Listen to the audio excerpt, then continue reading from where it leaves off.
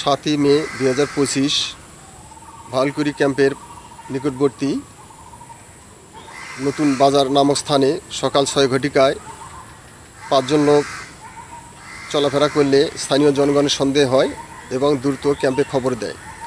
আমরা টহল পার্টি এসে তাদেরকে আমাদের আত্মীয় নিয়ে নিই এবং প্রাথমিক জিজ্ঞাসাবাদে জানা যায় তারা গত 2 বছর আগে মায়ানমার সেনাবাহিনীর অত্যাচারে ভারতে প্রবেশ করে।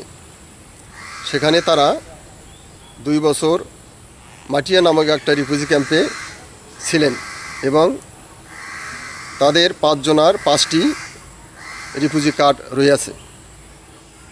তারপর গত কয়েকদিন আগে রিফিউজি ক্যাম্প থেকে তাদের কিছু পোশাকধারী ব্যক্তি গাড়িতে নিয়ে প্রায় 2 ঘন্টা চলে। সেখান থেকে নেমে রাত্রিবেলা তাদের সারা রাত হেঁটে 2 ঘন্টার মতো চোখ বেঁধে অবস্থায় নিয়ে আসে।